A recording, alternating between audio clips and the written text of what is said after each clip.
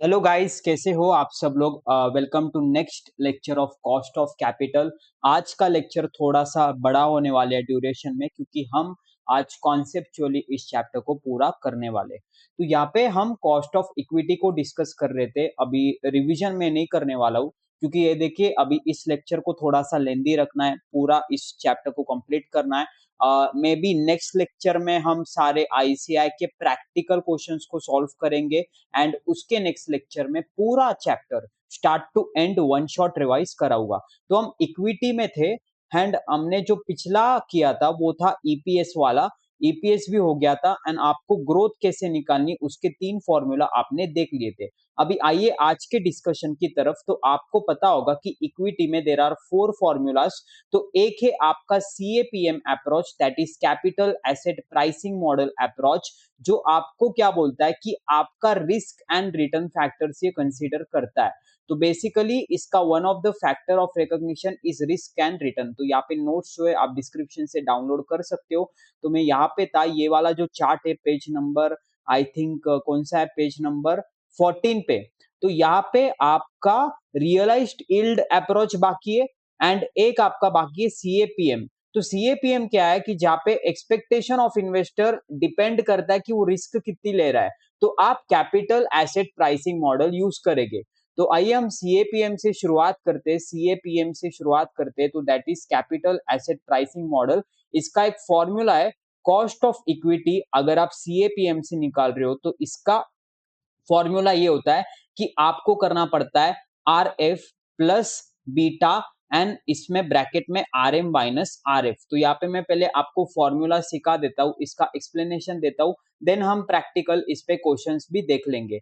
I hope the recording is going fine. Okay, यहाँ पे अगर मैं बात करता हूँ तो इसका फॉर्मूला मेरे पास ये रहा, R F plus beta R M minus R F. तो अगर मैं बात करता हूँ सीएपीएम की, तो आइए पहले सीएपीएम की बात करते, थोड़ा थियरी डिस्कशन कर लेंगे। देखो ये क्या है ना, एक रिस्क रिटर्न ट्रेड ऑफ है सिक्योरिटीज पे। मतलब अगर मान लो मैं ऐसे बोल रहा हूँ कि मुझे सिक्योरिटीज पे 10% का रिस्क है, ठीक है। रिस्क हम एक्चुअल में देखते सर्कमस्टांसेस के हिसाब से, तो मैं इससे ज्यादा ही रिटर्न एक्सपेक्टेड करूंगा। यानी कि मेरी रिटर्न्स हमेशा मेरे रिस्क से ज्यादा होना चाहिए। तो my return should always exceeds risk.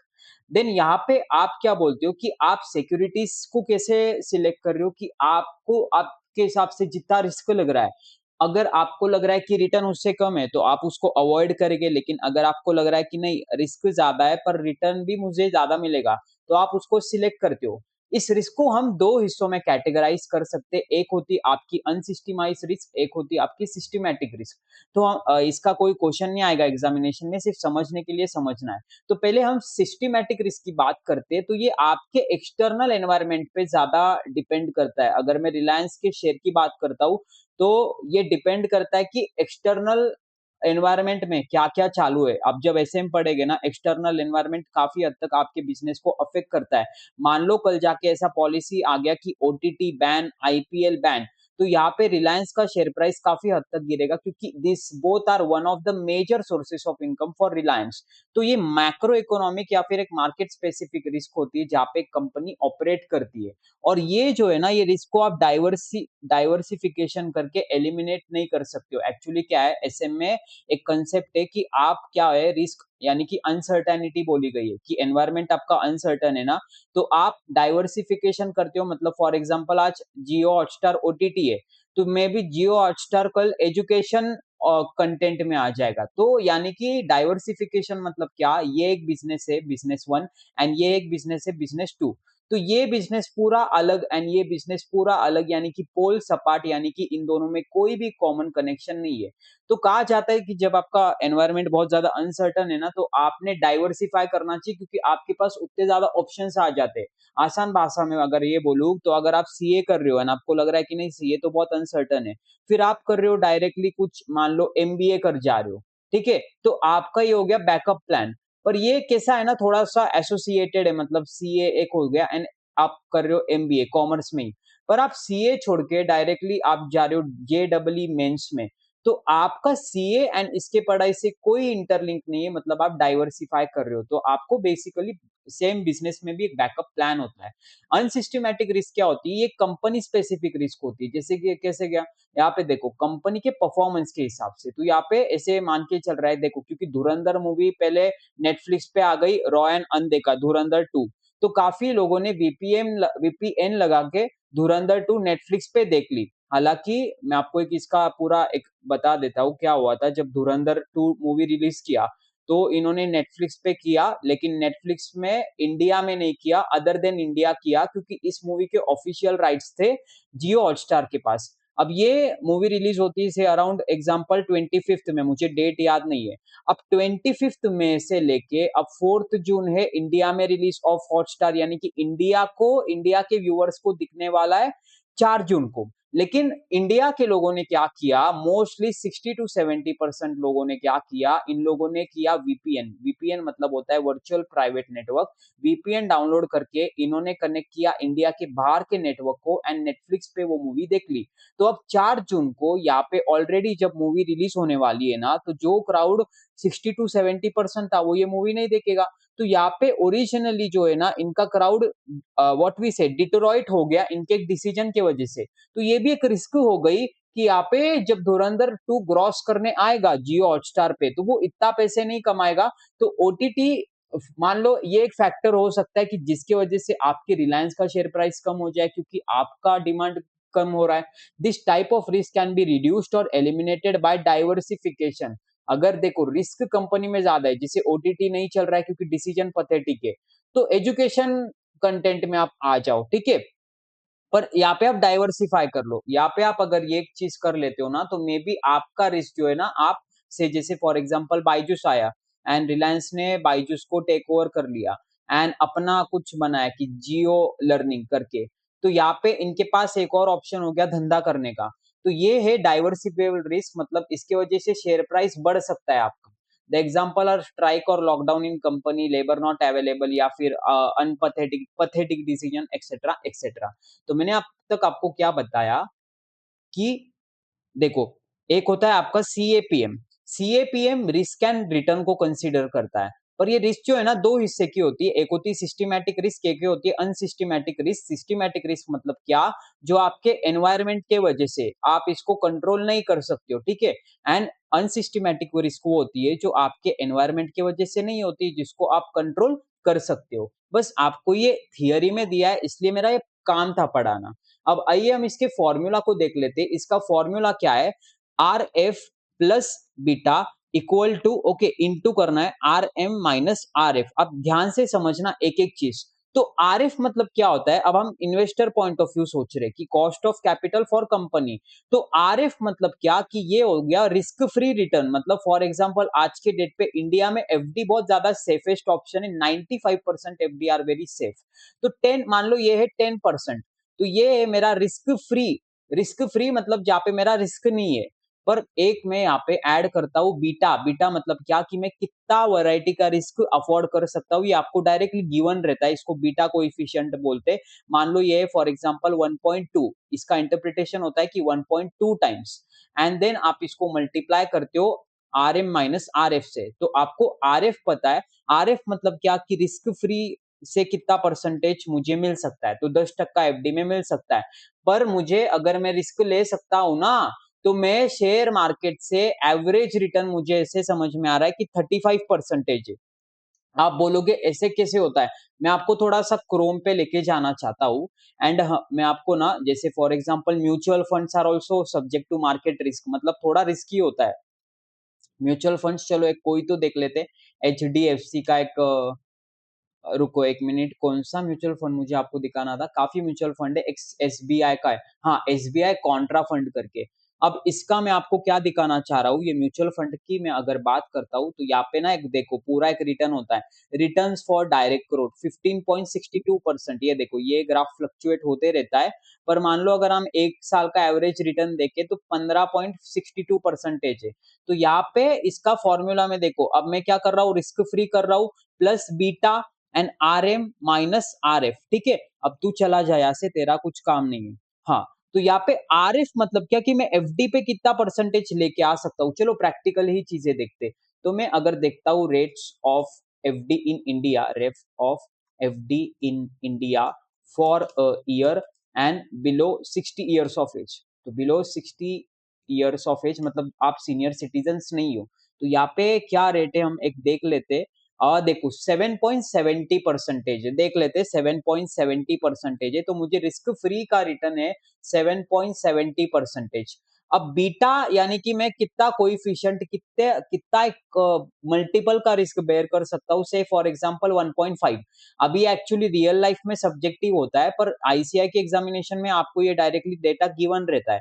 अब मुझे दिख रहा है कि मैं 15.62% कमा सकता हूँ अगर मैं थोड़ा रिस्क ले लूं और एसबीआई कॉन्ट्रा में पैसे डाल लूं। पर मुझे ये देखना पड़ेगा, पर मुझे 7.70 परसेंटेज तो रिस्क फ्री मिल ही रहा है। तो मतलब ये क्या हो गया मेरा कि ये रिस्क कितना है, रिस्क क्वेश्चन मार्क। तो बेसिकली क्योंकि ये देखो ये मुझे टोटल रिटर्न्स मिल रहा है जब मैं रिस्क ले रहा हूँ, पर ये देखो मैं रिस्क फ्री भी हटा रहा हूँ ना। मैं क्या बोल रहा हूँ आपको आसान भाषा में कि 15.62 परसेंटेज आपको रिस्क लेके रिटर्न मिल सकता है। आप सोचे, आप मुझे ये बोलेगे कि अगर मैं एफडी में डालू तो मुझे 7.70% तो मिल ही रहा है, राइट। तो मुझे एडिशनल आई थिंक मतलब मुझे रिटर्न 15.62% का नहीं मिल रहा है, मुझे उसका डिफरेंस मिल रहा है, मतलब मेरा रिटर्न सिर्फ 7.92% है एडिशनल, ठीक है। तो रिस्क के वजह से, एडिशनल रिस्क के वजह से जो मेरा एडिशनल रिटर्न है वो है इतना। अब यहाँ पे मैं इसको जब मल्टीप्लाई करता हूँ ना इंटू 1.5 से, तो से फॉर एग्जांपल 7.92 इंटू 1.5, तो ये आ जाता है मेरा 11.88 परसेंटेज। तो ऐसे बोलूंगा कि मेरा रिटर्न इस पे कॉस्ट मतलब इतना है, एंड प्लस मुझे ऐड करना है 7.70 परसेंटेज। तो इसका आंसर निकालना, अब ये दोनों परसेंटेज के फॉर्म में, तो 7.70 plus 11.88 is nothing but my 19.58, that is percentage मतलब क्या है, कॉस्ट ऑफ कैपिटल है फॉर द कंपनी। अब कंपनी के पॉइंट ऑफ व्यू से ये समझो ना, अब इन्वेस्टर को एक ऑप्शन है रिस्क फ्री का, तो उससे वो 7.70% कमा सकता है। वो बीटा ले सकता है 1.5 टाइम्स का। और यहाँ पे अगर वो मेरे म्यूचुअल फंड्स में डालता है, राइट, माइनस रिस्क फ्री, तो ये आपका आता है इतना, यानी कि गैप आपका आता है 7.92। तो आपको ये दोनों चीजें कंसीडर करना पड़ता है, तो आपका टोटल कॉस्ट ऑफ कैपिटल आ जाता है 19.58 परसेंटेज। आई होप ये चीज आपको क्लियर है। आसान भाषा में आपको क्या समझना है कि देखो कंपनी क्या बोल रही है कि अच्छा कॉस्ट ऑफ कैपिटल कितना है, कॉस्ट ऑफ कैपिटल मतलब क्या, it is returns expected by the provider of capital.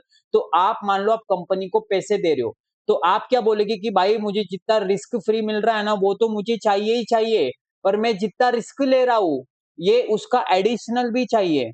For example अगर आप ऐसे सोचेंगे एज अ सीए कि भाई मुझे 10% एफडी से कमाऊ, और देखो फॉर एग्जाम्पल आपके पास दो ऑप्शन है, एक तो आप बैठो एंड आप 1 करोड़ क्या करो बैंक में डालो, बैंक में आपको 10% से एफडी मिलेगा, मतलब आपको मिलेगा 10 लाख रुपए 1 साल का। या फिर आप 1 करोड़ रुपया क्या करो आपके बिजनेस में डालो एंड आपको रिटर्न आएगा 8 लाख रुपीज। तो भाई इससे अच्छा तू बिजनेस मत कर, इससे अच्छा तो रिटर्न कर। क्यों? क्योंकि यहाँ पे कुछ ना करके भी तू 10 लाख रुपए कमा के लेके ही आने वाला है। यहाँ पे तो तेरा हार्डवर्क के, मे बी यहाँ पे तेरा रिस्क है, यहाँ पे तेरी अनसर्टेनिटी, तो यहाँ पे तू रिस्क फ्री तो कमा ही कमा, प्लस तू ये देख कि तू बीटा यानी कि रिस्क लेके कितना एडिशनल कमा रहा है। से फॉर एग्जांपल मार्केट में मैं कमा सकता हूँ 30%, पर मैं 30% नहीं कमा रहा हूँ, नेट तो मैं 20% ज्यादा अधिक कितना कमा रहा हूँ मैं व्हाट वी से एडिशनल में कितना कमा रहा हूँ, एडिशनल में सिर्फ 20% कमा रहा हूँ, क्योंकि रिस्क फ्री से तो मैं पैसा कमा ही सकता था।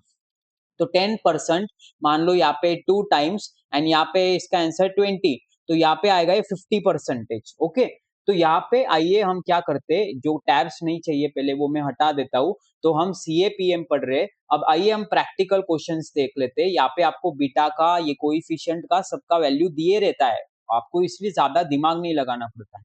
Calculate the cost of equity capital of H limited, H limited के हिसाब से आपको सोचना है, जिसका रिस्क फ्री रेट है ओके, तो इसका आरएफ है, यानी कि इस कंपनी में अगर आप रिस्क फ्री में इन्वेस्ट करोगे तो उससे आपको आता है 10%। Okay, the firm's beta equal to 1.75 times, तो फर्म का बीटा है 1.75 times, and the return on the market portfolio equal to 15%। तो यहाँ पे अगर आप बीटा कोएफिशिएंट लेते हो तो आपको 15% मिलता है अगर आप रिस्क लेने के लिए तैयार हो, मतलब एडिशनल क्या मुझे 5% मिल रहा है क्योंकि 10% तो मेरा रिस्क फ्री में एडेड ही एडेड है। अब मेरा फॉर्मूला क्या था, risk free plus beta into R M minus R F. Similarly अब यहाँ पे रिस्क फ्री का वैल्यू मेरा कितना है 10% प्लस बीटा मेरा है 1.75 टाइम्स एंड एडिशनल मैं कर रहा हूँ 5%, मैंने डायरेक्टली डिफरेंस ले लिया। तो 5 इंटू 1.75 प्लस 10 ये आएगा मेरा 18.75, that is cost of capital for under CAPM method. तो इसी के साथ हमारा ये वाला फॉर्मूला जो है वो कंप्लीट हो गया है। तो आपने इसमें क्या समझा कि सीएपीएम अप्रोच रिस्क कंसीडर करता है एंड आपकी दो रिस्क होती है, एक होता है आपका रिस्क फ्री एंड एक होता है आपका बीटा कोएफिशिएंट मतलब रिस्क ऑन मार्केट सिक्योरिटीज। तो आपको आई होप ये चीज एंड ये फॉर्मूला आपको क्लियर है।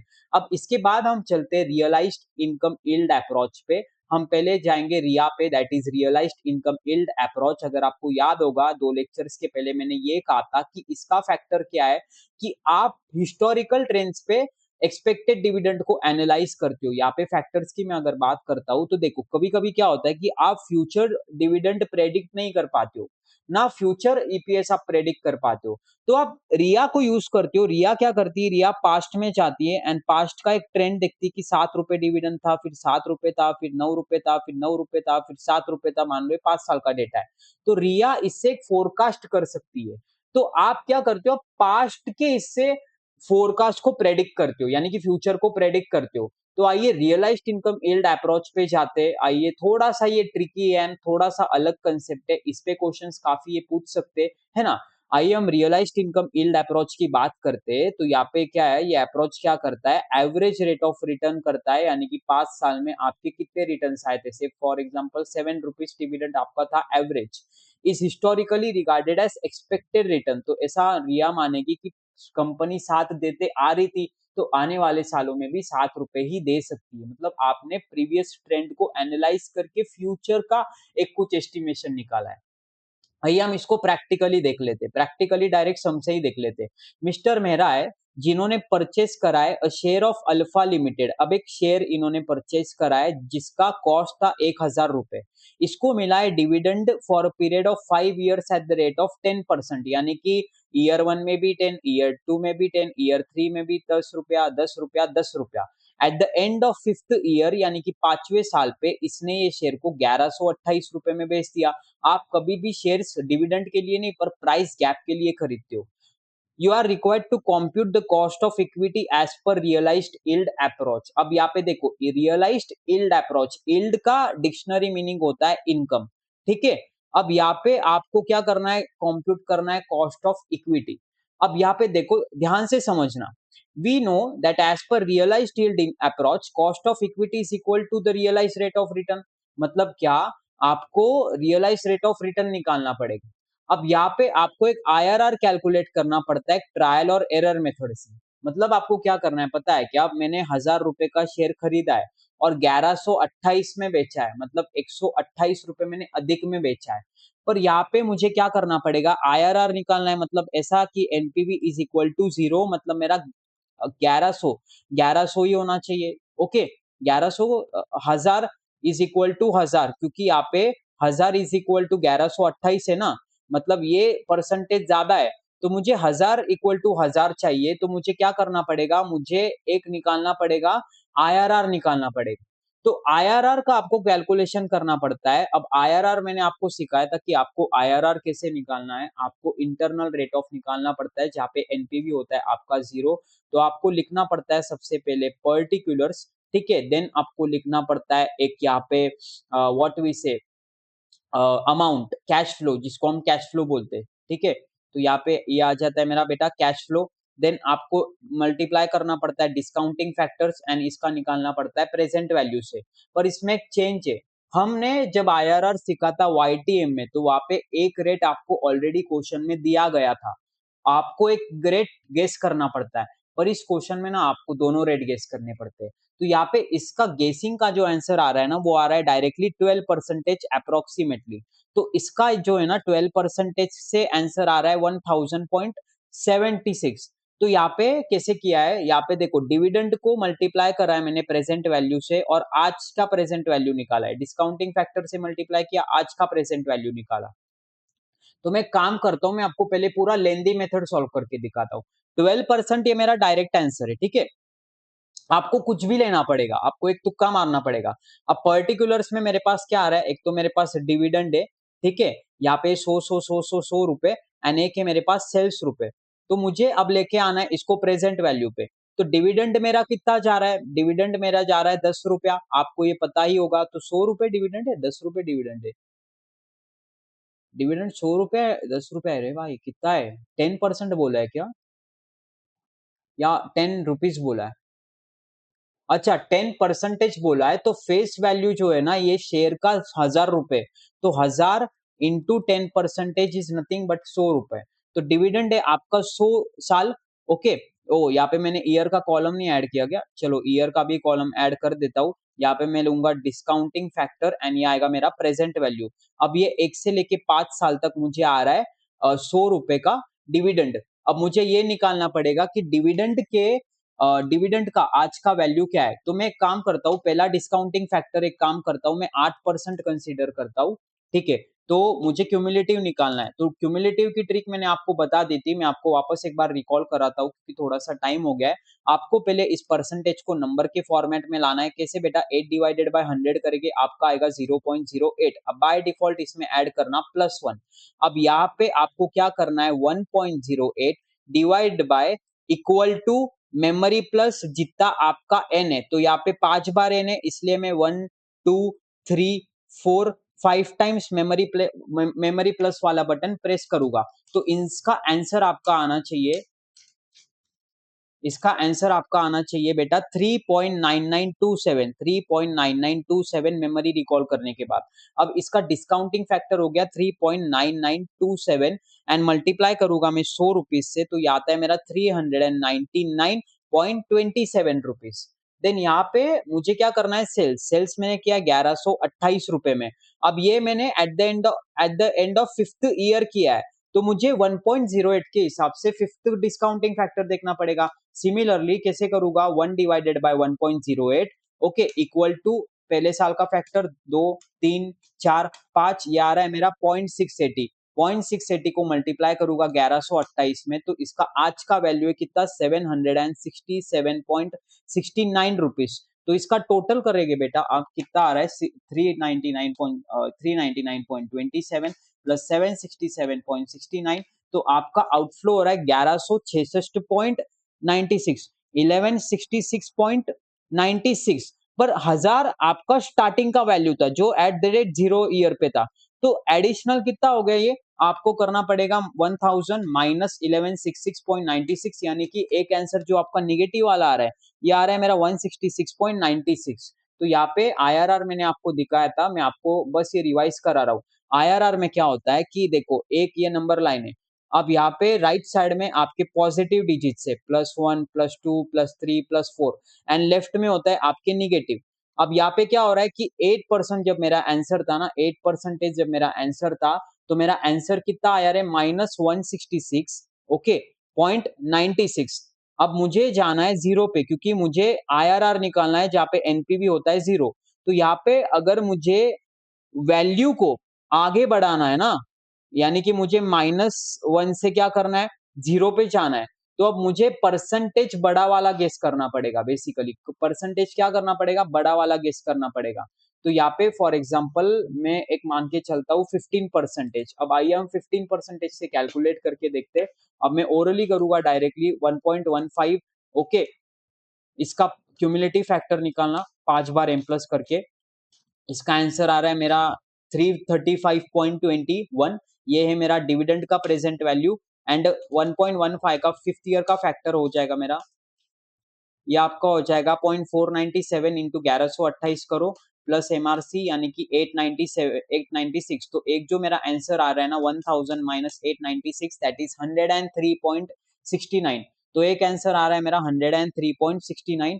103.69। अब मुझे निकालना पड़ेगा IRR। अब मुझे इतना पता है कि मेरा आंसर इन दोनों के बीच में कहीं ना कहीं लाई करता है। अब मेरे पास फॉर्मूला है, internal rate of return is nothing but lower का रेट कितना था upon NPV of lower upon NPV of lower plus NPV, देखो यहाँ पे माइनस था, माइनस एनपीवी ऑफ हायर, यहाँ पे अपॉन करना है आपको। हमेशा आपका डिनोमिनेटर बड़ा वैल्यू का होता है, ये आपको पता होना चाहिए।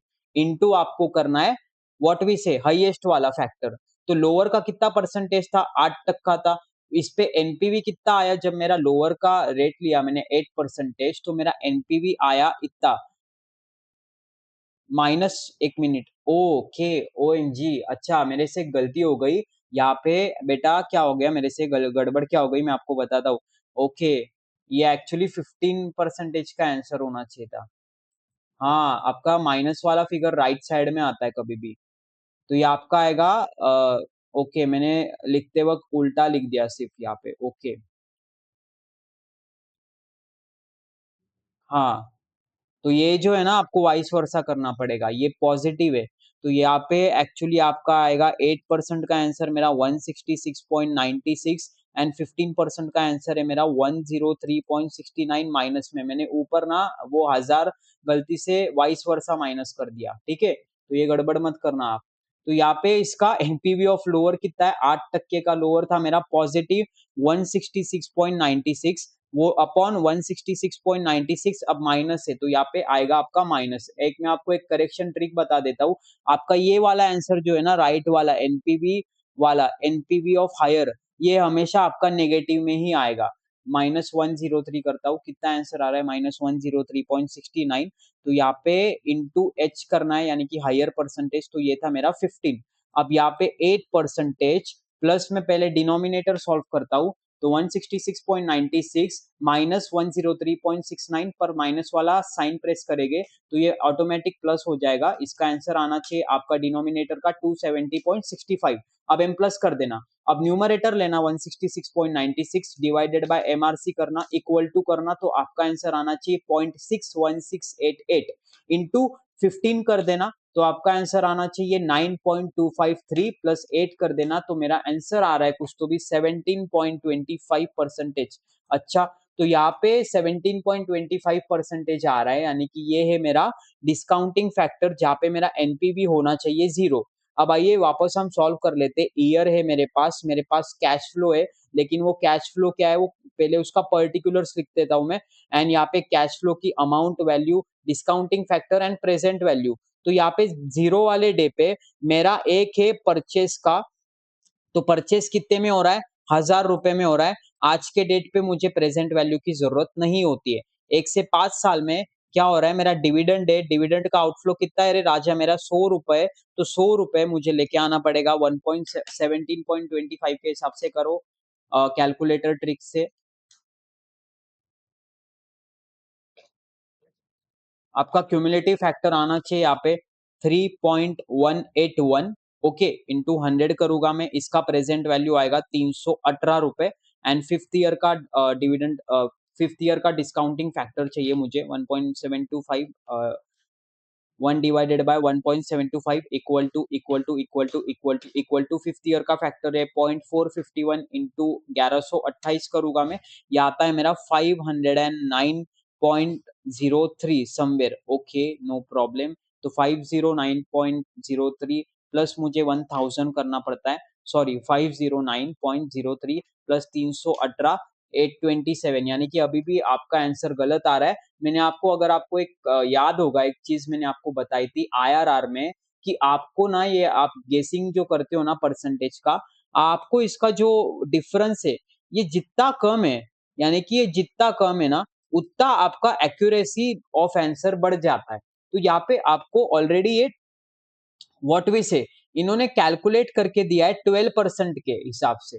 अब यहाँ पे देखो आपको कंप्यूट करना पड़ता है ना, तो इसका आंसर आना चाहिए 12% के हिसाब से। तो मान लो अगर आपका डिस्काउंटिंग फैक्टर 12 रुपीज है, अब यहाँ पे ये हो गई काफी लेंदी वाली प्रेजेंटेशन। आपको पता है कैसे करना है, आपको 1/1.12 करना है 5 बार मेमोरी प्लस, तो करके देखिए cumulative factor and into memory recall into 100 करना, मेमोरी प्लस में डाल देना, एंड देन आपको फिफ्थ ईयर का फैक्टर लेना पड़ेगा जो 0.567 है, इनटू आपको करना पड़ेगा 1128, तो ये आपका आ रहा है 1000, एग्जैक्ट 1000 आ रहा है अगर मैं दोनों को ऐड करता हूँ। तो यहाँ पे देखो कंक्लूजन क्या है, we find that the purchase price of Alpha Limited share was 1000, यानी कि 1000 रुपए में शेयर को खरीदा था, और प्रेजेंट वैल्यू जो है वो 12% के हिसाब से 1000 आ रही है, क्योंकि आपको आईआरआर चाहिए, यानी कि एनपीवी आपका जीरो चाहिए। अगर आपको एनपीवी जीरो चाहिए तो आपका है 12%, इसलिए आपका रियलाइज्ड रेट ऑफ रिटर्न 12% है, तो 12% है आपका कॉस्ट ऑफ इक्विटी। पर यहाँ पे एग्जामिनेशन में ऐसे क्वेश्चंस में आपका थोड़ा सा लक मैटर करेगा, तो मैं आपको एक ट्रिक देता हूँ। ट्रिक क्या करना, गेसिंग ट्रिक में क्या करना पड़ेगा आपको, देखो always start with 10% and come से कम इसका जो डिफरेंस आना चाहिए ना गेसिंग का, मेरे हिसाब से शुड नॉट एक्सीड 5%, तो ये आना चाहिए आपका हायर साइड पे 15%। अब मैं 10 और 15 के हिसाब से करूँ क्या, चलो मैं दोनों हिसाब से करता हूँ, मैं ईयर लेता हूँ। ओके, ये मैं ले रहा हूँ particulars, I am not sure कि मेरा आंसर आएगा या नहीं आएगा।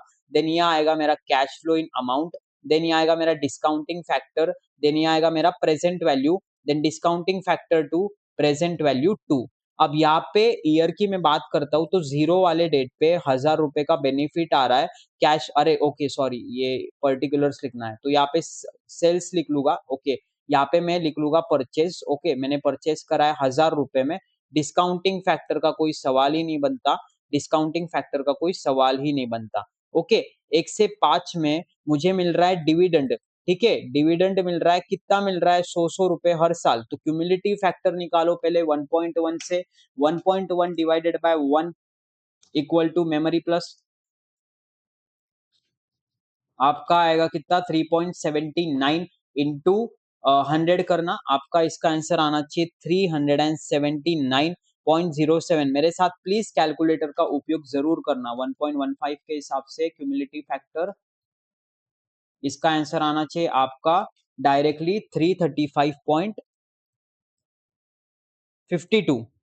अब फिफ्थ ईयर पे क्या हो रहा है, फिफ्थ ईयर पे हो रहा है आपका सेल्स, तो सेल्स में कितना कैश फ्लो बन रहा है 1128 रुपए, तो 10% का क्या था रे डिस्काउंटिंग फैक्टर 5वें साल का, निकाल लेना एक बार। तो ये 0.620 इंटू 1128, ये आ रहा है मेरा 700.399। ओके, तो ये आ रहा है मेरा 700.399 रुपीज, एंड सिमिलरली 15% के हिसाब से डिस्काउंटिंग फैक्टर फिफ्थ ईयर का क्या आ रहा है, ये आ रहा है मेरा लगभग, एक मैं आपको ट्रिक देता हूँ, जो कैलकुलेटर पे डिजिट्स होते हैं ना उसमें सिर्फ पॉइंट यानी कि 4 डेसिमल्स कंसीडर करना, तो इसका आंसर आना चाहिए मेरा 560 पॉइंट, अरे नीचे लिखता हूँ थोड़ा सा, इसका आंसर आना चाहिए बेटा मेरा 560.81। अब दोनों का मुझे एनपीवी निकालना है, एनपीवी निकालते हैं पहले केस में एंड दूसरे केस में। पहला केस में रेड पेन से लिखना चाहूंगा, तो पहले केस में 379.07 प्लस 700.399, इसका आंसर आ रहा है 1079। ओ मतलब हम काफी क्लोज है, तो यहाँ पे इसका है 1000 ना, तो यहाँ पे इसका आंसर आ रहा है 79.469, यानी कि लोअर का आपका आ रहा है पॉजिटिव आंसर आ रहा है 79.469, एंड हायर का आपका क्या आंसर आ रहा है 560.81 प्लस 335.52। ओ एम जी यार, ये दोनों ही लोअर आ रहे हैं।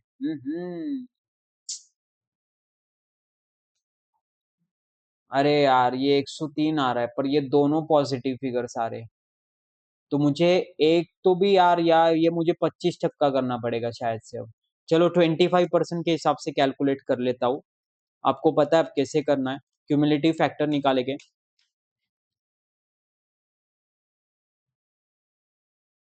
1.25 डिवाइडेड बाय,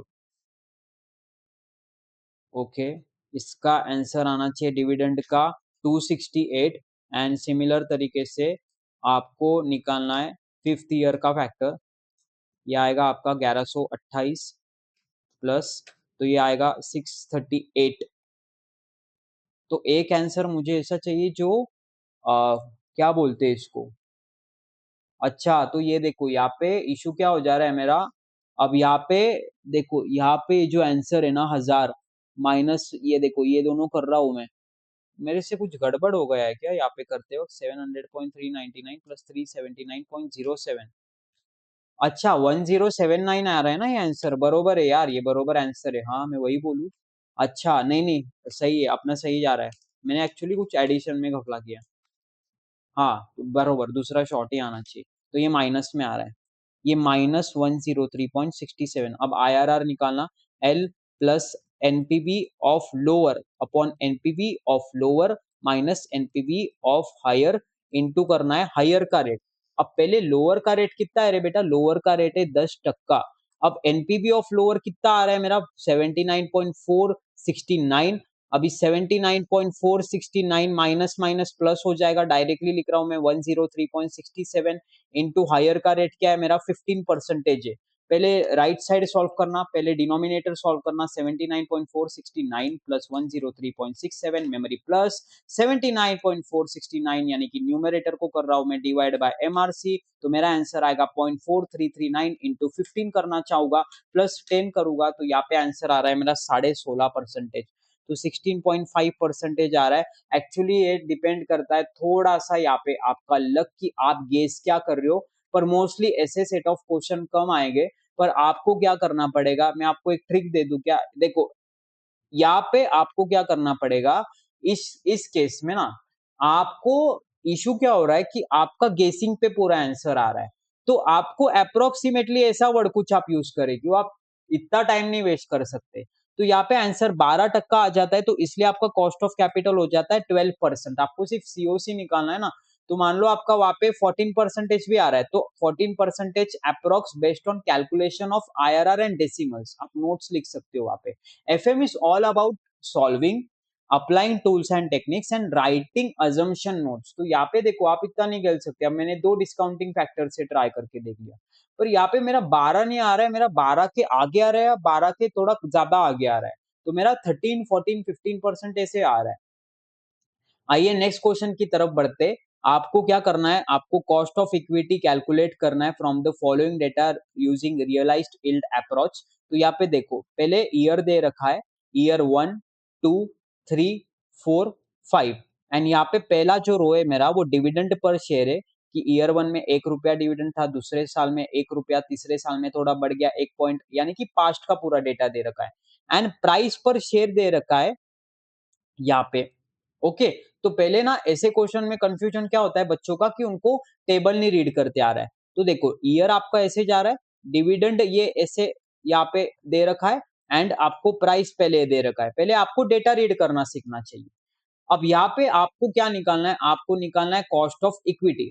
अब यहाँ पे हम क्या करेंगे, हम यहाँ पे हम कैलकुलेट करेंगे पिछले 4 साल का यील्ड, और फिर हम ज्योमेट्रिक मीन लेंगे। अब ये देखो थोड़ा सा अब ये अलग बाउंसर जाने वाला है। अब यहाँ पे देखो इन्होंने क्या किया है, अब देखो इन्होंने किया है 1 + 9.75 अपॉन 9, 1 + 1.50 अपॉन 9.75। अब ये क्या है, मतलब मैं आपको बताऊं क्या, इन्होंने लिया है ज्योमेट्रिक मीन। ये देखो, अरे ये देखो इन्होंने क्या किया है, देखो अब एक 1 रुपए का डिविडेंड है, ठीक है, 1 रुपए का डिविडेंड है। इन्होंने क्या किया है पता है क्या, इन्होंने ज्योमेट्रिक मीन लिया है, इन्होंने किया है D1 + P1 अपॉन P0। अब ये जो D है इनको बेसिकली यहाँ पे मिला रहेगा। अरे लास्ट ईयर का डिविडेंड मुझे अगले साल में मिलता है ना, तो इसलिए मुझे 1 + 9.75 अपॉन 9 करना पड़ेगा। ये हो गया मेरा पहले साल का। ये साल का डिक्लेयर्ड डिविडेंड इस साल में मिलेगा, यानी कि 1 + 1.5 11.50 अपॉन 9.75 करना पड़ेगा, राइट। देन अब मुझे करना पड़ेगा, ये वाला डिविडेंड मुझे इस साल मिलेगा तो 1.20 + 11 अपॉन 11.50।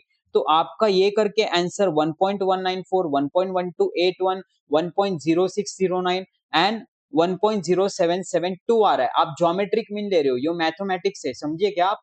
चलो मैं आपको दिखा दूं इस क्वेश्चन का फॉर्म कैसे हो रहा है। ये देखो, ये ईयर आपको दे रखा है, ईयर 1 2 3 4 5, ये आपका है डिविडेंड। ओके, ये है आपका डिविडेंड एंड ये है आपका प्राइस। ओके, अब यहाँ पे मैं आपको दिखाता हूँ कि ऐसे क्यों किया है।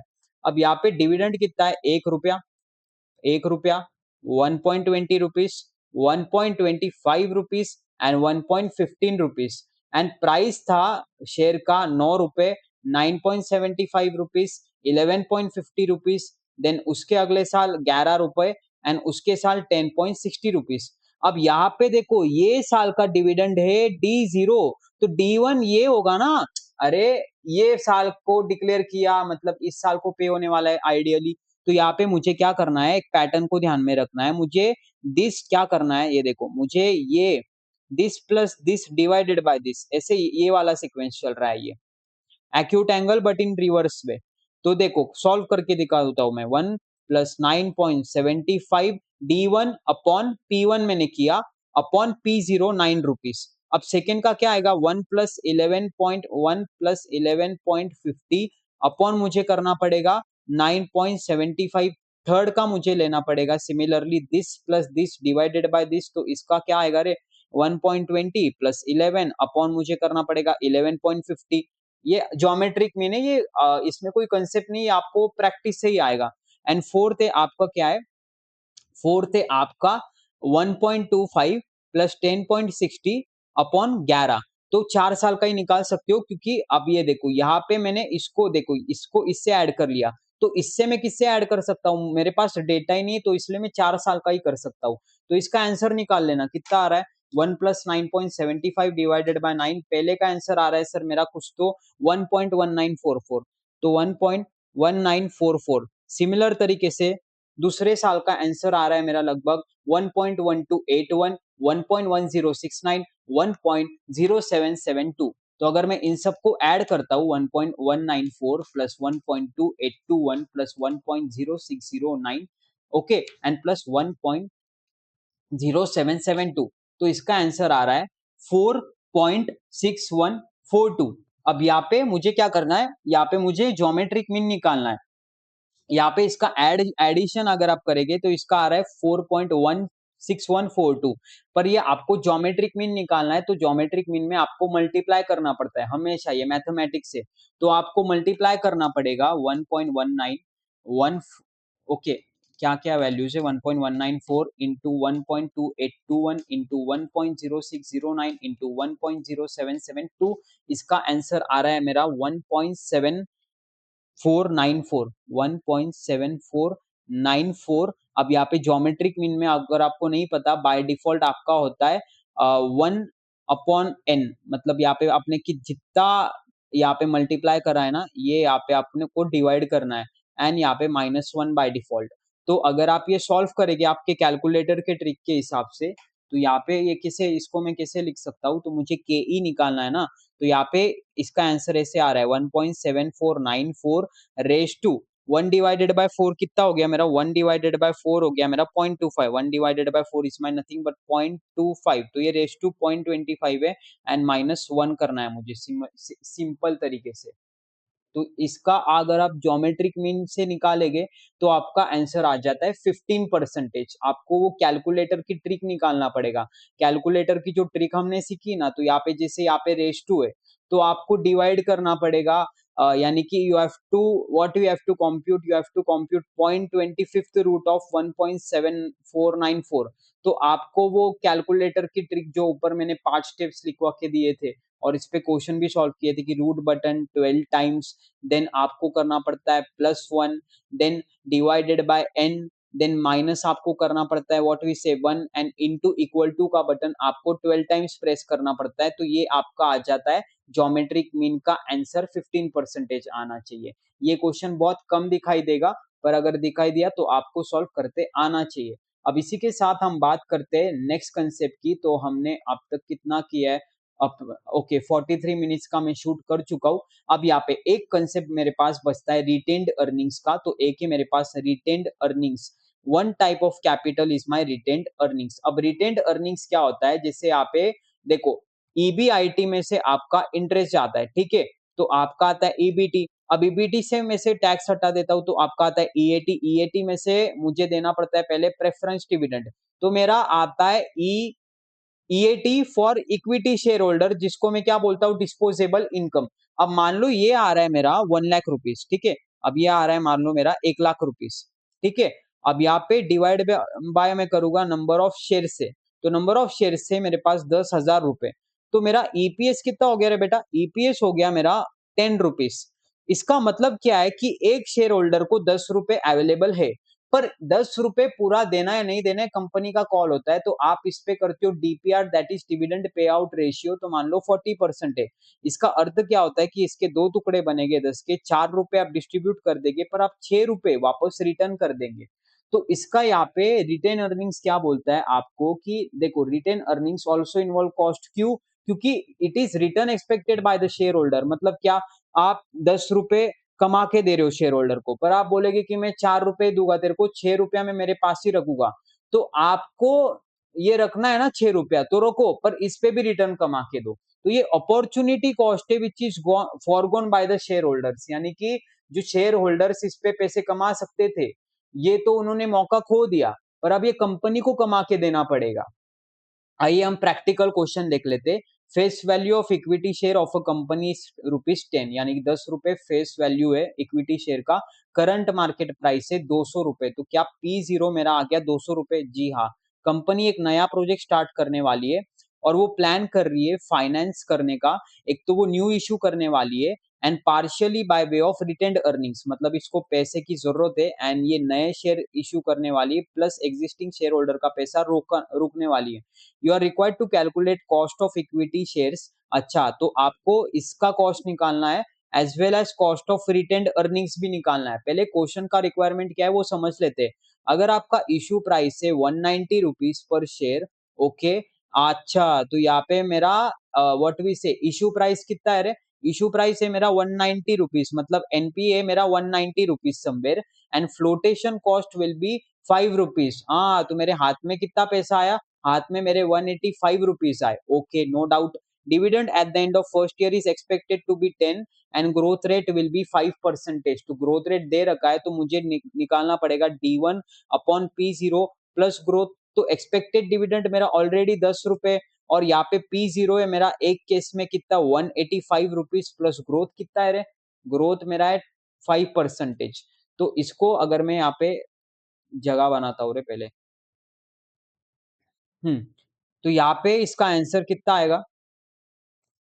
10 डिवाइडेड बाय 185 प्लस 0.05 इंटू 100, 10.40% आना चाहिए। तो इसका आंसर आएगा मेरा 10.40%। ओके, तो ये क्या निकाला मैंने? ये कॉस्ट ऑफ इक्विटी निकाल दिया मैंने। ठीक है, ये कॉस्ट ऑफ इक्विटी निकालना। अब मुझे रिटेन अर्निंग्स भी निकालना है ना।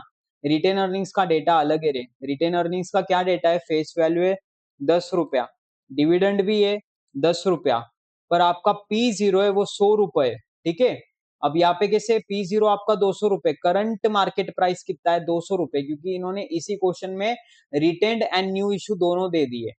तो आपको निकालना पड़ेगा के आर का फॉर्मूला। तो आपको के आर मतलब क्या? K R is nothing but cost of equity. तो D1 upon P0 plus growth करना पड़ेगा।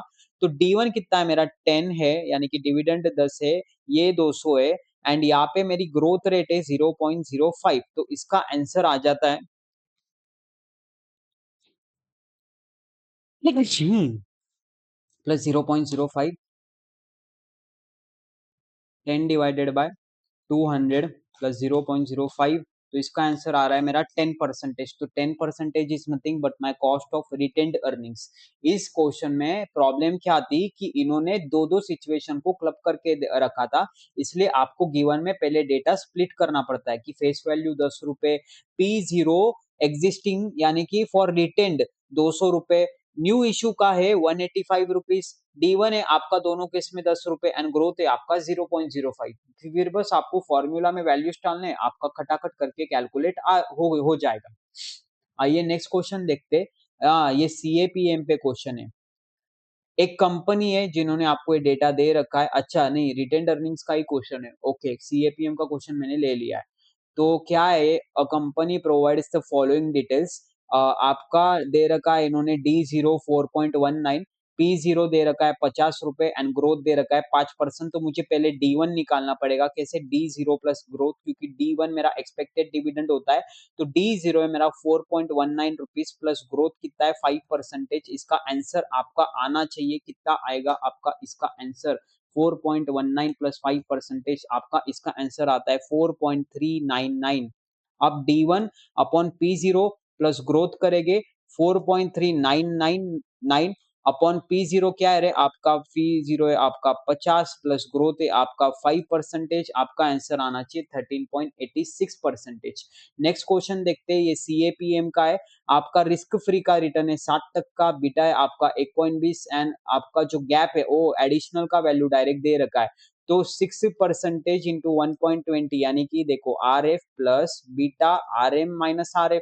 ओके, तो इसका कितना है 7% प्लस 1.2, इसका है 6%, तो ये आएगा मेरा 14.20%। इजी क्वेश्चन है, ICAI के मॉड्यूल में दे रखा था इसलिए मैंने करा के ले लिया।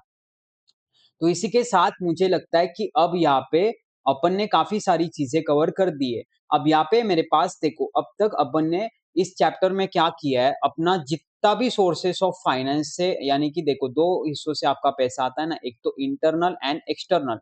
तो यहाँ पे इक्विटी शेयर सीख लिया, प्रेफरेंस शेयर सीख लिया, राइट, एंड मैंने डिबेंचर सिखा दिया, बॉन्ड्स भी सिखा दिया।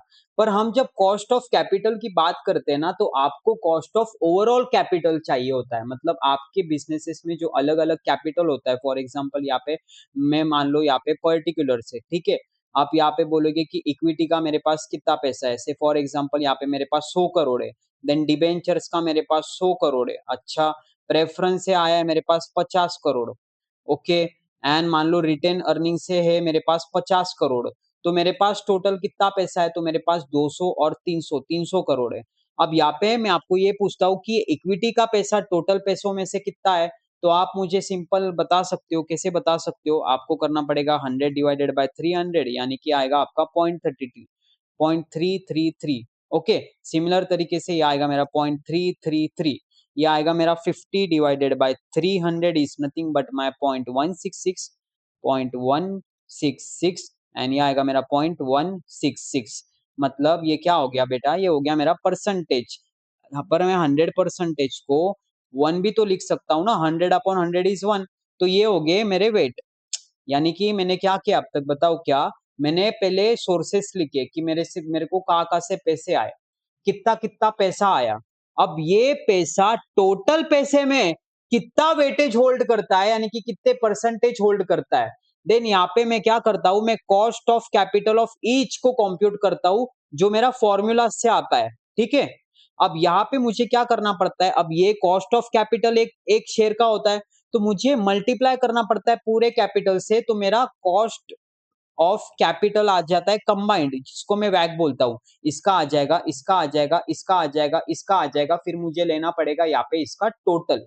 आइए हम इसको बहुत अच्छी चीज से समझ लेते। इसमें थोड़ा सा थियरी पार्ट है जो मैं ऊपर ऊपर के कवर कराना चाहूंगा। देखो आपके कंपनी में अलग अलग टाइप के कैपिटल हो सकते हैं, मैं फैकल्टी क्यों बोला, कैपिटल हो सकते हैं, इसलिए आपका टोटल कॉस्ट ऑफ कैपिटल है average weighted cost of capital. क्यों, क्योंकि आपका देखो, मान लो आपका ऐसा होता है ना यार, इक्विटी से आया 100 करोड़ रुपए, पर 100 करोड़ नहीं है, मेरा कैपिटल तो 300 करोड़ है, तो इसका कॉस्ट मुझे इन सबका एवरेज निकालना पड़ेगा। इसलिए ओवरऑल कॉस्ट ऑफ कैपिटल होता है KO, cost of overall capital is nothing but in short आपका KR कितना है, KP कितना है, देन उसके बाद KE कितना है, देन आपका KD कितना है, इसका आप जब ज्योमेट्रिक मीन लेते हो, यह आ जाता है आपका कॉस्ट ऑफ ओवरऑल कैपिटल। अब आइए समझते हैं। अब यहाँ पे इसमें ना एक्चुअली सॉल्विंग का एक थोड़ा सा एस्पेक्ट होता है कि आप कंप्यूट करते हो weighted average cost of capital, पर इसमें दो अप्रोचेस है, एक है आपका बुक वैल्यू, एक है आपका मार्केट वैल्यू। अब यहाँ पे देखो बुक वैल्यू क्या है कि जब आप रिजर्व्स लेते हो ना, मतलब रिजर्व मतलब क्या कि इक्विटी शेयर है 100 करोड़, पर इस 100 करोड़ में से 20 करोड़ मैंने डिस्ट्रीब्यूट ही नहीं किए, मैंने अपने पास रखे। तो जैसे शेयर प्रीमियम हो गया या फिर आपका रिटेन्ड प्रॉफिट्स हो गया, तो ये आप इंक्लूड करते हो। बुक वैल्यू आप जब कंप्यूट कर रहे हो ना, तो आप रिटेन्ड अर्निंग्स को भी इंक्लूड करते हो, सिक्योरिटीज प्रीमियम को भी इंक्लूड करते हो, पर आप सिमिलर तरीके से यहाँ पे मार्केट वैल्यू के टाइम पे इसको नहीं करेंगे। Here the value of equity will generally not reflect historical asset value as well as the future prospect of the organization। मतलब आपको बुक वैल्यू में in short cost of equity आप जैसे लेते हो, आपको केआर भी लेना ही पड़ेगा, और अगर सिक्योरिटीज प्रीमियम हो गया वो भी आपको लेना पड़ेगा। पर मार्केट वैल्यू क्या है, मार्केट वैल्यू थोड़ा सा अलग है। अब मार्केट वैल्यू अप्रोच थोड़ा ज्यादा बेटर है बुक वैल्यू से, क्योंकि ये क्या करता है पता है क्या, ये यहाँ पे देखो मार्केट वैल्यू में आप शेयर प्रीमियम रिटेन प्रॉफिट्स को इग्नोर करते हो। क्यों इग्नोर करते हो, क्योंकि देखो आप, मैं एक आपको बात बता दूं क्या, मैंने यहाँ पे इक्विटी लिखा, मैंने आपको कंसेप्ट क्या पढ़ाया है कि इक्विटी का ही पैसा आप रिटेन करते हो। तो मार्केट वैल्यू बोलता है कि तुम्हारा ये जो 100 करोड़ है ना, 100 करोड़ में ऑलरेडी तुम्हारा 50 करोड़ ऑलरेडी रिटेन का अर्निंग है, तो इसका आप कैलकुलेशन सेपरेट मत करो, इससे आप कॉस्ट को ज्यादा बढ़ाएंगे। तो आप इसको इग्नोर कर देते हो। तो यहाँ पे मैं चार्ट करा देता हूँ। तो यहाँ पे इसमें आप क्या करते हो, आप रिटेन्ड अर्निंग्स जो है ना कंसीडर करते हो, रिटेन अर्निंग्स आप कंसीडर करते हो, पर यहाँ पे आप रिटेन्ड अर्निंग्स को इग्नोर करते हो। क्यों, क्योंकि ये ऑलरेडी कॉस्ट ऑफ इक्विटी में डला हुआ रहता है, आपको अलग से निकालने की जरूरत नहीं है। आइए अब एक क्वेश्चंस कर लेते हैं, आपको थोड़ा ज्यादा क्लैरिटी मिलेगा। Cost of equity of a company is 10.41%। तो आपको कॉस्ट ऑफ इक्विटी दे रखा है 10.41%, while cost of retained earnings is 10%। तो आपको के आर देना है 10%। There are 50,000 equity share of 10 rupees each. तो आपका इक्विटी का वैल्यू कितना आया, 5 लाख रुपए। कैसे, 50,000 का एक शेयर है और एक शेयर की कीमत है 10 रुपए, तो मेरे पास है 5 लाख का कैपिटल। रिटेन्ड अर्निंग से 15 लाख रुपए। तो आइए मैं यहाँ पे क्या करता हूँ, मैं पर्टिकुलर्स लिखता हूँ। ठीक है, पर्टिकुलर्स में ये लिखूंगा कि पैसे कहाँ कहाँ से आ रहे, तो मेरे पास इक्विटी का पैसा है। ओके, मैं पहले बुक वैल्यू से मान के चल रहा हूँ। यहाँ पे अमाउंट कितना है उस इक्विटी का, ये है बेटा 5 लाख रुपए। अब यहाँ पे एक है मेरे पास रिटेन्ड अर्निंग्स, तो यहाँ पे मैं रिटेन्ड अर्निंग्स ले रहा हूँ क्योंकि मेरा मानना है ये बुक वैल्यू है, तो ये 15 लाख रुपए। ओके, ये कैलकुलेशन सही है, हाँ 5 लाख, ये हो गया मेरा 15 लाख। मार्केट प्राइस पर इक्विटी शेयर इज 50 रुपीज। ओ, आपको मार्केट वैल्यू से निकालना पड़ रहा है। ठीक है, मैं पहले बुक वैल्यू से निकालता हूँ। तो इसका वेट पहले निकाल लेता हूँ, यानी कि टोटल मेरे पास 20 लाख रुपए, टोटल कैपिटल की वैल्यू 20 लाख रुपए। अब इसका कितना प्रोपोर्शन है रे इक्विटी का, इक्विटी का प्रोपोर्शन है मेरे पास 0.25। अच्छा, एंड बचा हुआ 0.75 मेरा रहेगा रिटेन्ड अर्निंग्स। अब मेरे पास कॉस्ट कॉस्ट दे रखा है, कॉस्ट ऑफ कैपिटल, ठीक है, ऑफ इंडिविजुअल कितना दे रखा है, इसका है 10.41%। ओके, एंड इसका है मेरा 10%। अब यहाँ पे गलती क्या हो सकती है, अब वापस वही गलती कर लेंगे जैसे D1 + D1/P0 में होती है कि आपने बटन प्रेस कर लिया आपका कैलकुलेटर का परसेंटेज का, तो आपका आंसर गलत होगा। इसलिए अगर आपका ये नंबर फॉर्मेट में ना, ये नंबर फॉर्मेट में, तो इसको भी आपको नंबर फॉर्मेट में ही लिखते आना चाहिए। तो इसको मैं सिंपल तरीके से लिख दूंगा 0.1041। कैसे, ये डिवाइडेड बाय 100 करना, सेम आंसर आएगा, एंड इसको मैं लिख सकता हूँ 0.10। अब मुझे मल्टीप्लाई करना पड़ेगा वेट इंटू कॉस्ट से। तो यहाँ पे 0.25 इंटू 0.1041 मेरा आंसर आ रहा है। इसका कितना बेटा, 0 पॉइंट, इसका आंसर आ रहा है 0.026025, एंड सेकेंड का आंसर आ रहा है मेरा 0.10 इंटू 0.75, ये आंसर आ रहा है मेरा 0.075। अब दोनों का ऐड करूंगा मैं, 0.026 प्लस 0.075, इसका आंसर आ रहा है 0.1025 इंटू 100 करूंगा, यह आ रहा है मेरा 10.1025%। पर यहाँ पे ये आंसर मेरा इनके साथ मैच नहीं करेगा, क्योंकि देखो यहाँ पे इन्होंने मार्केट वैल्यू से करा है, इन्होंने करा है ये मार्केट वैल्यू से, कॉस्ट ऑफ वैक यूजिंग मार्केट वैल्यू।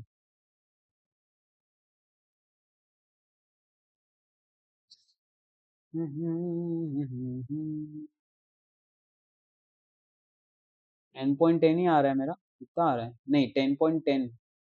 ओ एक मिनट, यहाँ पे एक मिनट, ये आईसीआई का ही सॉल्यूशन है, मैंने सिर्फ कॉपी पेस्ट करा है।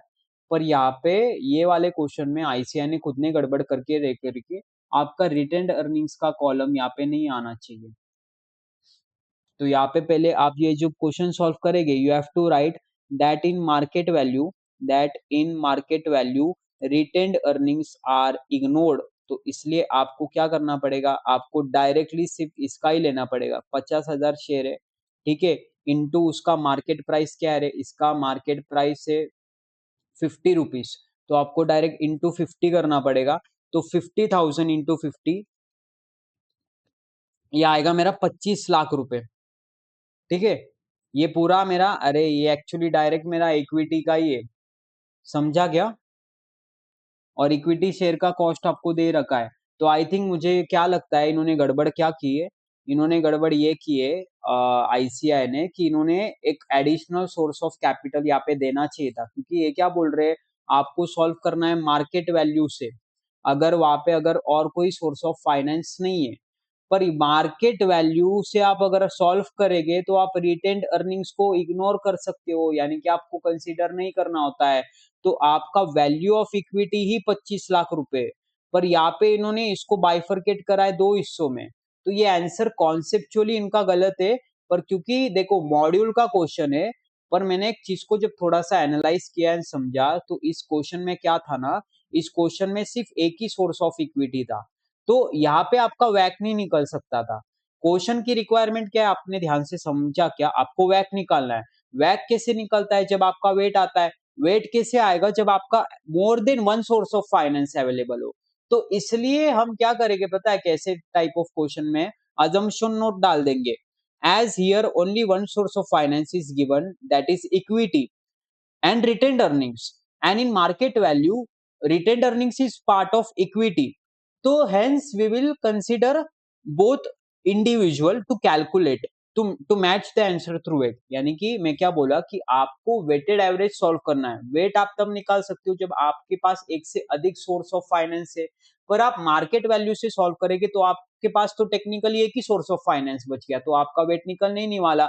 आपका वेट क्या आएगा? 25 लाख रुपए। इक्विटी का वेट तो एक ही आएगा, इनटू आपको करना पड़ेगा 10.41%। तो सिमिलर तरीके से आपका cost of capital is nothing but given percentage, समझे? पर आप ऐसे डायरेक्ट लिखने जाएंगे ना, शायद मार्क्स नहीं देगा, क्योंकि इसको एक कैलकुलेशन एक्सपेक्टेड है, इसलिए आप ऐसे कर सकते हो। नहीं तो सोर्स ऑफ कैपिटल लिख लिया, मार्केट वैल्यू लिख लिया, वेट लिख लिया, सिर्फ इक्विटी शेयर लिख लो, यहाँ पे इसका 25 लाख आंसर लिख लो, यहाँ पे वेट आएगा इसका 1, इसका आएगा 0.1041 एंड इसका वेट आएगा 0.1041, that is cost of capital.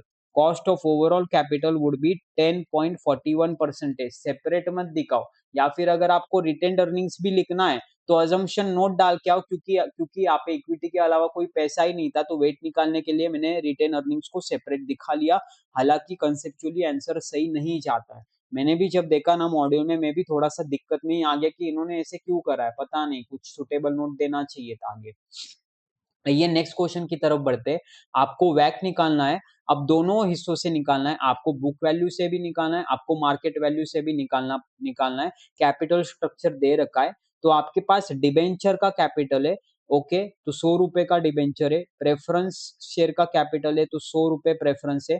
अच्छा, तो यानी कि यहाँ पे मुझे इतना समझता है कि 5 लाख टोटल है एंड 100, यानी कि मैंने 5,000 डिबेंचर्स को इशू करा है, तो ये फिर मेरे पास क्वांटिटी आ गई। सिमिलर तरीके से ये भी 5,000 शेयर्स आएंगे, ओके, एंड इक्विटी शेयर है मेरे पास 1 लाख, 1 लाख शेयर से।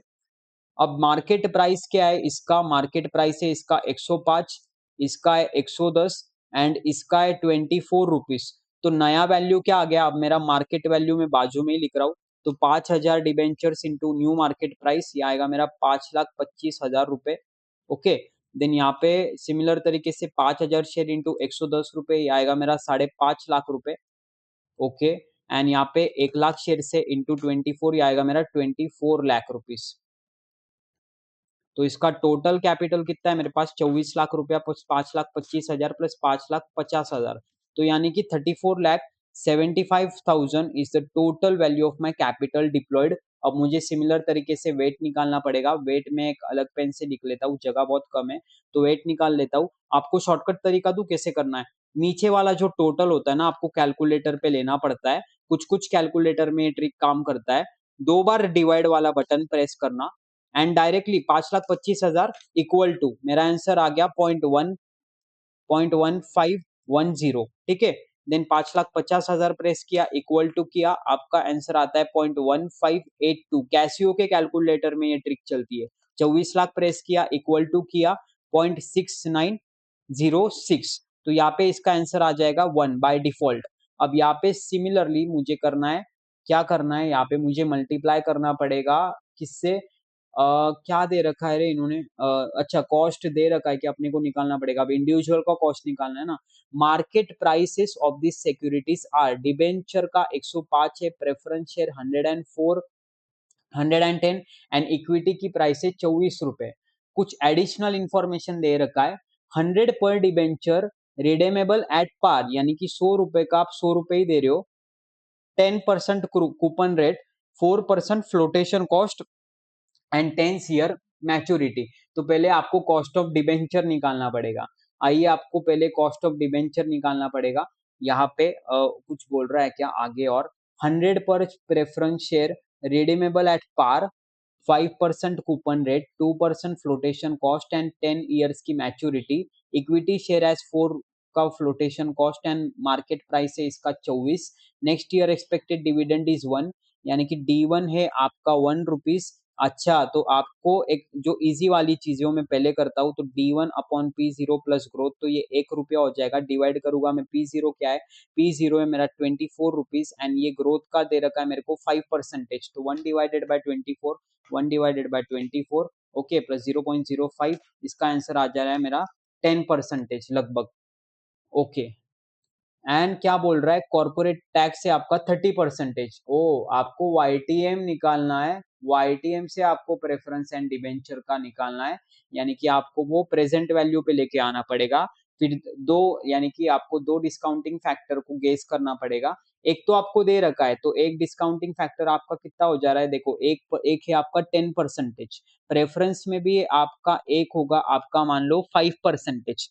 देन आपको गेस करना पड़ेगा नेक्स्ट वाला फैक्टर, इसमें 15% कर लेना, दोनों का प्रेजेंट वैल्यू निकाल लेना। एंड आपका आईआरआर का जो आंसर आएगा, आईआरआर का आंसर आएगा आपका 6.89 एंड यहाँ पे आएगा आपका आंसर 4.08। तो अब यहाँ पे मैंने क्या किया, देखो मार्केट वैल्यू मैंने निकाल ली, ठीक है। अब यहाँ पे देखो मार्केट वैल्यू मैंने निकाल ली, इसका वेट निकाल लिया, अब इसका कॉस्ट ऑफ कैपिटल निकाल लिया इंडिविजुअल सोर्सेज से, एंड ये आएगा मेरा टोटल। तो इस केस में मेरा वैक कितना है, 7.74%। यहाँ पे वैक का अमाउंट मेरा चेंज हो गया क्या कुछ, तो 5 लाख हो रहा है 6,25,000, किससे क्या, मैंने किससे क्या मल्टीप्लाई किया फिर, 1 मिनट, मैंने कुछ गड़बड़ की क्या।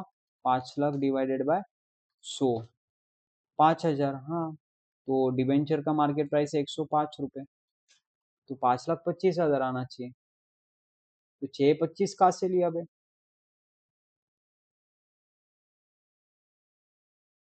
1 मिनट, मार्केट प्राइस कुछ अलग दे रखी है क्या इन्होंने, market price of this securities are दे रखा है, या मैंने क्वेश्चन थोड़ा कॉपी पेस्ट करने में गड़बड़ कर दी। 1 मिनट, मुझे मॉड्यूल चेक करने देना, यहाँ पे कुछ तो दिक्कत तो नजर आ रही है मेरे को।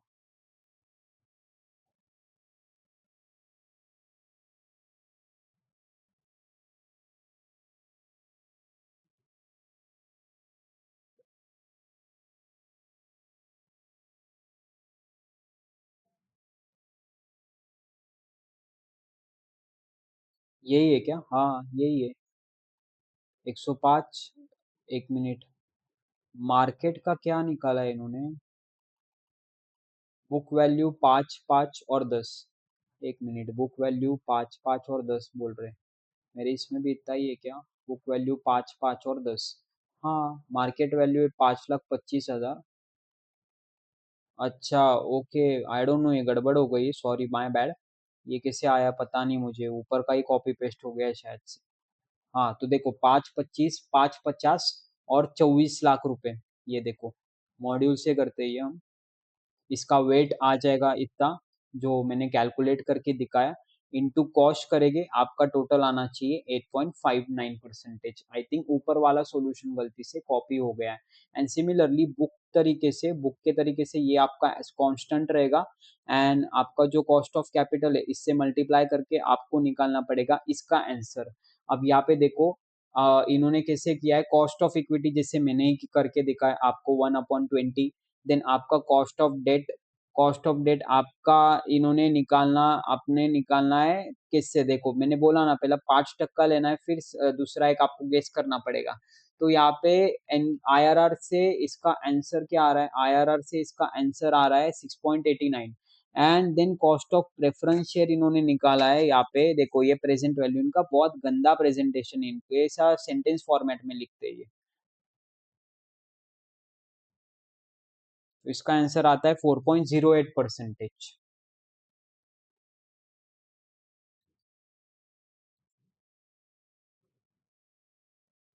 तो इसी के साथ ये चैप्टर अपना समाप्त हो जाता है। सिर्फ एक आपका रहता है मार्जिनल कॉस्ट ऑफ कैपिटल का कंसेप्ट। तो मार्जिनल कॉस्ट मतलब क्या, कि आपको खर्चा लग रहा है, यानी कि एडिशनल कॉस्ट लग रहा है जब आप एक एडिशनल सोर्स ऑफ फाइनेंस लेके आ रहे हो, यानी कि आपको कैलकुलेट करना पड़ता है एक एडिशनल वेट। ये कुछ नहीं है, ये सिर्फ एक आपको क्या करना है पता है क्या, आपको इसमें देखो ये यहाँ पे आपके पास कैपिटल स्ट्रक्चर दे रखा है जो ऑप्टिमम है। यहाँ पे 30,000, यहाँ पे 10,000, एंड यहाँ पे 10,000 के शेयर से जिसका प्राइस है 1,60,000, मतलब एक शेयर की वैल्यू है 16 रुपए। Okay, the company has a market price of 23.60 rupees, यानी कि P0 है आपका 23.60। Next year dividend per share is 50% of 2022 का ईपीएस। अच्छा, तो आपका ईपीएस है 16 रुपए, इसका 50% मतलब 8 रुपया हो गया आपका dividend. Following is the uniform trend of EPS for the preceding years which is expected to continue in future। मतलब आपको ये क्या करना पड़ेगा पता है क्या, आपको रियलाइज्ड इनकम यील्ड अप्रोच करना पड़ेगा। ओके, तो ये 10 साल का आपको डेटा दे रखा है, 1 2 3 4 5, ओके 10 साल।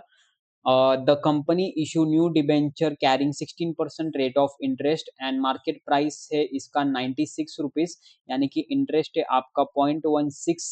ओके, ये पोस्ट टैक्स कितना हो जाएगा, 16%, कैलकुलेट करना पड़ेगा। मार्केट प्राइस है यानी कि हाथ में पैसा आएगा आपके 96 रुपए। प्रेफरेंस शेयर है 9.20 रुपीज का। एनुअल डिविडेंड यानी कि प्रेफरेंस डिविडेंड है 1.1। ओके, कंपनी इज इन 50% के टैक्स ब्रैकेट पे। अच्छा, calculate after tax cost of new debt, cost of new preference share, cost of new equity. आइए देखते, देखो पहले कॉस्ट ऑफ डेट निकालना है, तो ये इरिडीमेबल है, कुछ रिडम्पशन का उन्होंने डेटा नहीं दिया है, तो आपका देखो 16 इंटू 50% मतलब 8 रुपए अपॉन 96, तो आपका आंसर आ जाएगा 8.33% is nothing but my cost of debenture. Similar तरीके से cost of preference share, irredeemable preference share का फॉर्मूला लगा है, इसका आंसर आ गया 12%। अब cost of new equity shares निकालना है, तो नया डिविडेंड क्या है, 1.18 रुपीज है, upon 23.60 plus growth rate add किया, तो इसका आंसर आएगा 15%। तो ये कहाँ पे मेरा D1 कहाँ पे ऊपर, मेरा D1 कहाँ पे, यहाँ पे ऊपर D1, D1 है मेरा, एक मिनट, एक मिनट कहाँ पे गया,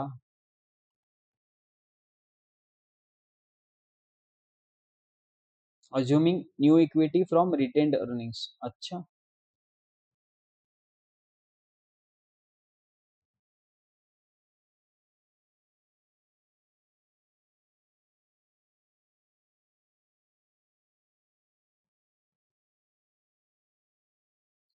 कंपनी का मार्केट प्राइस है 23.60, और नेक्स्ट ईयर एक्सपेक्टेड डिविडेंड है 2022 का 50%, तो इसका 50% आपको लेना है।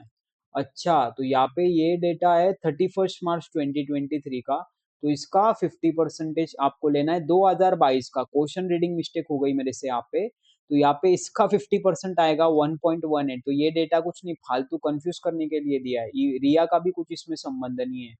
देखो, सिमिलर तरीके से आपका 1.18 अपॉन 23.60 रुपीज, ये आएगा आपका 15%। आप 23.60 रुपीज कैसे आया रे, अरे ये तो दे रखा है ना company as a market, market price, तो इसका आएगा आपका 15%। अच्छा, यहाँ पे ग्रोथ रेट मिसिंग था, तो ग्रोथ रेट आपका इससे आया है, कैसे, देखो इन्होंने क्या किया है पता है क्या, इन्होंने कैसे किया, इन्होंने 2014, अरे इन्होंने क्या किया, new minus old upon old किया, ये परसेंटेज चेंज निकलता है, तो परसेंटेज चेंज आ गया आपका 10%, तो D1 आएगा आपका इतना।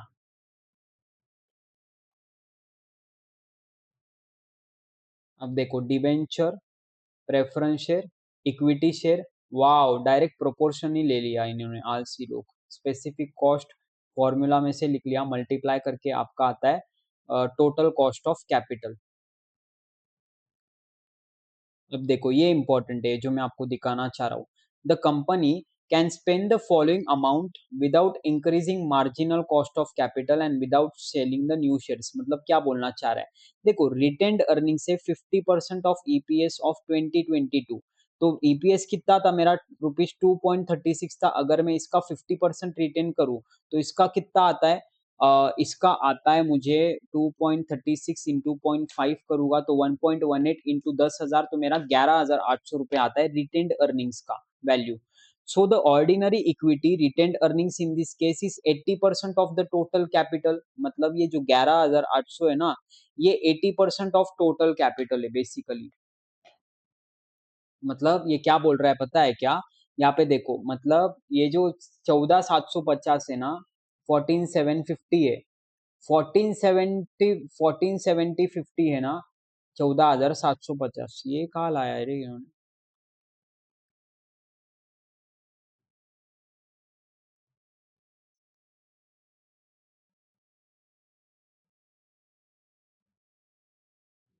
ये देखो ये इन्होंने वेट से बोला, वेट कितना है यहाँ पे 0.80 है, ठीक है। तो ये इसका 11,800 आ रहा है, और 11,800 है 0.80 ऑफ टोटल कैपिटल, तो मेरा वन कितना हो गया, मेरा वन हो गया 14,750। तो 14,750 क्या हो गया कि ये टोटल कैपिटल है इक्विटी शेयर्स को इशू करने के पहले। पर अगर मान लो कंपनी स्पेंड कर रही है 14,750 से ज्यादा, तो उसको ज्यादा इक्विटी शेयर्स को इशू करना पड़ेगा 20 रुपए पर शेयर के हिसाब से। तो इसलिए इसका आंसर आ जाएगा 1.18 अपॉन 20, यानी कि market price at zero plus growth rate. तो इसका आंसर आएगा 15.90%। तो यहाँ पे आपका ये वाला एक का देखो 15%, 0.5 एंड 0.80 ये आपका प्रोपोर्शन, एंड यहाँ पे आपका सिर्फ ये वाला आंसर चेंज हो जाता है। तो आपका कॉस्ट ऑफ कैपिटल आता है 14.57%। तो इसी के साथ ये वाला चैप्टर जो है मैं कंक्लूड करता हूँ। आई होप आपको ये चीजें समझी होगी। आपको अगर थोड़ा कंफ्यूजन हुआ है तो देखो, आप बैक में क्या करते हो, आप लिखते हो पर्टिकुलर्स कि आपको कौन से सोर्सेस से पैसे आया, आपको इक्विटी से पैसे आए, या आपको डिबेंचर से पैसे आए, या आपको प्रेफरेंस से पैसे आए। देन कितना पैसा आया आप यहाँ पे लिखेंगे, देन उसका परसेंटेज निकालेंगे इन नंबर फॉर्मेट जिसको आप बोलते हो वेट। तो वेट निकालेंगे, ये आता है आपका से फॉर एग्जांपल 0.50, 0.30 एंड मान लो 0.20। देन आप इंडिविजुअल कॉस्ट ऑफ कैपिटल के फॉर्मूला से आप एक कॉस्ट निकाल लेते हो। देन आप करते हो वेट इनटू दिस, आपको मिल जाता है weighted average cost of capital.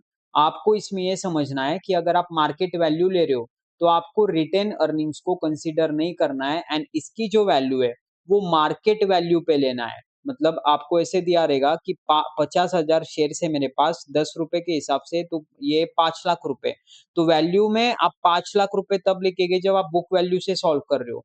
पर अगर आपको ऐसे दे रखा है कि मार्केट प्राइस पर इक्विटी शेयर इज 20 रुपीज, तो नया वैल्यू आपको निकालना पड़ेगा 50,000 इंटू 20, दैट इज 10 लाख रुपए। ये हो गया आपका market value of equity shares. तो आपको पहले क्वेश्चन पढ़ना पड़ेगा, देन आपको वैल्यूएशन चेंज करना पड़ेगा, जिसे हमने उस क्वेश्चंस में किया। कल हम थोड़े और क्वेश्चन सॉल्व करेंगे। देन आपको वेट करना पड़ेगा उसका, and into cost of capital of individual source आपका आ जाएगा weighted average cost of capital.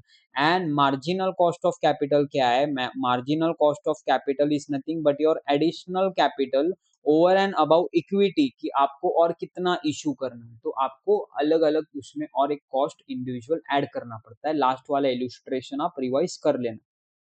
तो इसी के साथ ये चैप्टर कॉन्सेप्चुअली हम पूरा कर देते हैं।